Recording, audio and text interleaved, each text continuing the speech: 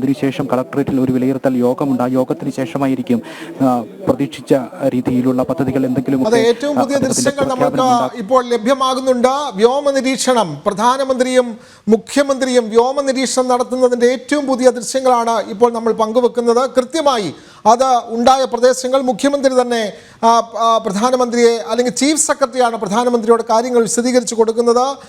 ഇതിൻ്റെ പ്രഭവസ്ഥാനം, ഉരുൾപൊട്ടിയ പ്രഭവസ്ഥാനം കൃത്യമായി വ്യോമ നിരീക്ഷണത്തിലൂടെ പ്രധാനമന്ത്രി മനസ്സിലാക്കുന്നു. അതുകൂടാതെ കേന്ദ്ര സംഘം നൽകിയ റിപ്പോർട്ടുകൾ അദ്ദേഹത്തിൻ്റെ കയ്യിലുണ്ട്. ആ ദുരന്ത ഭൂമിയിലെ ചിത്രങ്ങൾ അദ്ദേഹം കാണുന്നുണ്ട്. മുഖ്യമന്ത്രിക്കൊപ്പം പ്രധാനമന്ത്രി കൃത്യമായി ആ പ്രദേശങ്ങൾ നേരിൽ കാണുകയാണ്.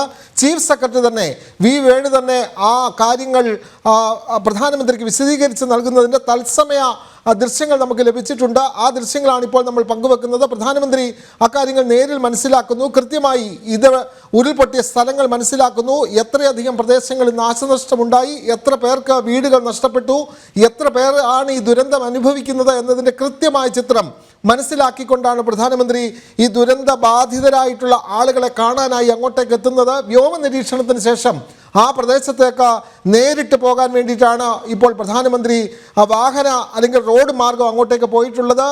അദ്ദേഹത്തോടൊപ്പം മുഖ്യമന്ത്രിയുണ്ട്, ഗവർണറുണ്ട്, DGP ഉണ്ട്, ചീഫ് സെക്രട്ടറി ഉണ്ട്, കേന്ദ്രമന്ത്രി സുരേഷ് ഗോപി അടക്കമുള്ള ആളുകളുണ്ട്. പ്രധാനപ്പെട്ട ആളുകളെല്ലാം കേരളത്തിൻ്റെ ഈ ദുരന്തം, കേരളം അനുഭവിക്കുന്ന ഈ വലിയ പ്രയാസം നേരിട്ട് അദ്ദേഹത്തെ ബോധ്യപ്പെടുത്തുന്നു. അത് അദ്ദേഹത്തിന് ബോധ്യമാകുന്നുമുണ്ട്. കാരണം കേന്ദ്ര സംഘത്തിൻ്റെ റിപ്പോർട്ടുണ്ട്. അതുകൂടാതെ വ്യോമ നിരീക്ഷണത്തിലൂടെ ഈ പ്രശ്നങ്ങൾ അദ്ദേഹം മനസ്സിലാക്കിയിരിക്കുന്നു.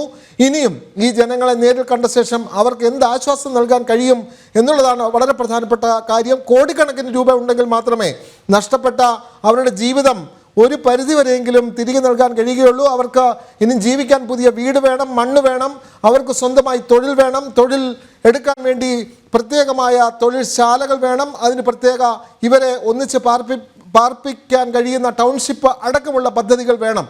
അതിന് കേന്ദ്രത്തിൻ്റെ ബൃഹത്തായ പദ്ധതി തന്നെ വേണം, കേന്ദ്രത്തിൻ്റെ സഹായം വേണം. സംസ്ഥാനത്തിന് മാത്രം നടപ്പാക്കാൻ കഴിയുന്ന ഒരു കാര്യമല്ല. ദുരന്തത്തിൽ നിന്നും ആ മനുഷ്യരെ വീണ്ടെടുക്കാൻ വലിയ പദ്ധതി തന്നെ വേണം. അത് നേരിട്ട് മനസ്സിലാക്കാനാണ് നമ്മുടെ പ്രധാനമന്ത്രി ഈ മണ്ണിലേക്ക് വന്നിട്ടുള്ളത്. ഇങ്ങനെ ദുരന്ത മേഖലയിൽ ദുരന്തം അനുഭവിക്കുന്ന കാലഘട്ടങ്ങളിലെല്ലാം കേരളമടക്കം ഭാരതത്തിൻ്റെ ഏത് പ്രദേശത്തും ഓടിയെത്താൻ മനസ്സ് കാണിക്കുന്ന പ്രധാനമന്ത്രിയാണ് ഉള്ളത്.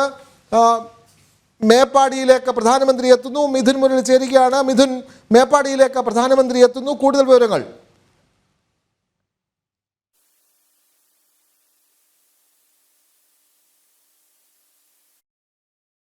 കിലോമീറ്റർ 12 കിലോമീറ്റർ മാത്രം അകലെയാണ്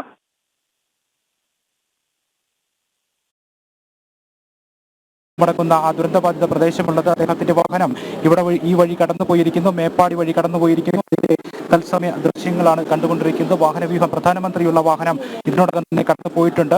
അതിനുശേഷമുള്ള അദ്ദേഹത്തിന്റെ സുരക്ഷാ ക്രമീകരണങ്ങളും മറ്റുമായിട്ടുള്ള വാഹനങ്ങൾ ഇപ്പോൾ ദൃശ്യങ്ങളിൽ കാണുന്നു. പ്രധാനമന്ത്രിയുടെ വാഹനവ്യൂഹം അല്പസമയം തൊട്ട് മുന്നിലായി, തൊട്ട് നടുഭാഗത്തായി അദ്ദേഹത്തിന്റെ വാഹനവ്യൂഹം കടന്നുപോയി. ഇനി 12 കിലോമീറ്റർ മാത്രം ആ ഭാഗത്തേക്ക്, ആ ദുരന്തബാധിത പ്രദേശത്തേക്ക് അദ്ദേഹം എത്തും. വ്യോമ നിരീക്ഷണം നടത്തിക്കൊണ്ട് ആ പ്രദേശത്തെ സ്ഥിതിഗതികൾ, ആ പ്രദേശത്തെ ആ ദുരന്തത്തിന്റെ വ്യാപ്തി എല്ലാം കൃത്യമായി അദ്ദേഹം ബോധ്യപ്പെട്ടതാണ്. പിണറായി വിജയൻ മുഖ്യമന്ത്രിയും ഒപ്പം ആരിഫ് മുഹമ്മദ് ഖാൻ ഗവർണറും അദ്ദേഹത്തോടൊപ്പം വ്യോമ നിരീക്ഷണത്തിൽ ഉണ്ടായിരുന്നു. വ്യോമ നിരീക്ഷണത്തിൽ തകർന്നടിഞ്ഞ് തരിപ്പണമായി കിടക്കുന്ന ആ പ്രദേശം അദ്ദേഹം നേരിട്ട് കണ്ടതാണ്. അതിനുശേഷം ഇപ്പോൾ ആ മേഖലയിലേക്ക് അദ്ദേഹം എത്തുകയാണ്. അദ്ദേഹം ആ ചൂരൽമലയും മുണ്ടക്കയും പുഞ്ചിരിമട്ടവുമുള്ള ആ പ്രദേശത്തിന്റെ ദുരന്തത്തിന്റെ വ്യാപ്തി, ആ തകർന്ന് തരിപ്പണമായി കിടക്കുന്ന ആ ഭൂമി, അത് നേരിൽ കാണുന്നതിന് വേണ്ടി, നേരിൽ കണ്ട്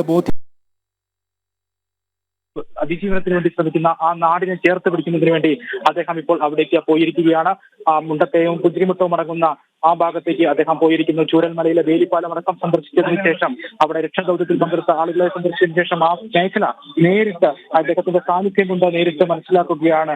അവിടെ കാൽ ചവിട്ടിയുകൊണ്ട്, അവിടെ ചുവട് വെച്ചുകൊണ്ട് ആ പ്രദേശത്ത് തകർന്ന് തരിപ്പണമായി കിടക്കുന്ന ആ ഭൂമിയിൽ അദ്ദേഹത്തിന്റെ കാൽസ്പർശത്തിലൂടെ ആ ഒരു ഭാഗത്തിന്റെ ആ ദുരന്തം മനസ്സിലാക്കുന്നതിന് വേണ്ടി അദ്ദേഹം ഇവിടെ നിന്ന് മേപ്പാടി വഴി കടന്നു പോയിരിക്കുന്നു. ഇനി ഏകദേശം ഒരു 15-20 മിനിറ്റിനുള്ളിൽ തന്നെ അവിടേക്ക് എത്തും, ആ പ്രദേശത്തേക്ക് എത്തും.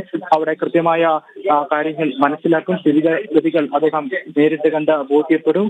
അദ്ദേഹം ആ സ്കൂളും സന്ദർശിക്കുന്നുണ്ട്. തകർന്ന തരിപ്പണമായി പോയ വെള്ളാർമല സ്കൂൾ, ഒരുപാട് കുട്ടികളുടെ, അധ്യാപകരുടെയും ഒക്കെ സ്വപ്നമായിരുന്ന ആ വിദ്യാലയം അദ്ദേഹം കാണും.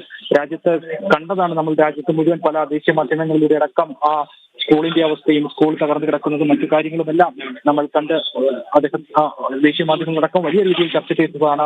ആ സ്കൂളും പരിസരവും മറ്റു പ്രദേശങ്ങളും എല്ലാം കാണുന്നതിന് വേണ്ടി കണ്ട് ബോധ്യപ്പെടുന്നതിന് വേണ്ടി അദ്ദേഹം അവിടേക്ക് പോയിരിക്കുകയാണ്. അല്പസമയത്തിനുള്ളിൽ അവിടെ എത്തും, സ്ഥിതിഗതികൾ വിലയിരുത്തും. തിരികെ ഇതേ പാതയിലൂടെ തന്നെ ഈ വഴി തന്നെ തിരികെ വരും. അതിനുശേഷമാണ് ദുരിതാശ്വാസ ക്യാമ്പും പരിക്കേറ്റ് ആശുപത്രിയിൽ കഴിയുന്ന ചികിത്സയിൽ കഴിയുന്നവരെ ആശുപത്രിയിലെത്തി കാണുകയും അവരുടെ സംസാരം അവരുമായി സംസാരിക്കുകയും ഒക്കെ ചെയ്യുക. എന്തായാലും പ്രധാനമന്ത്രി അവിടേക്ക് ആശ്വാസത്തോടു കൂടി കാണുന്നതിന് വേണ്ടി ഇവിടെ അദ്ദേഹത്തെ കാണുന്നതിന് വേണ്ടി ഒരു വലിയ ജനക്കൂട്ടവും ബാരിക്കേഡിന് ഇരുവശവും ഉണ്ടായിരുന്നു.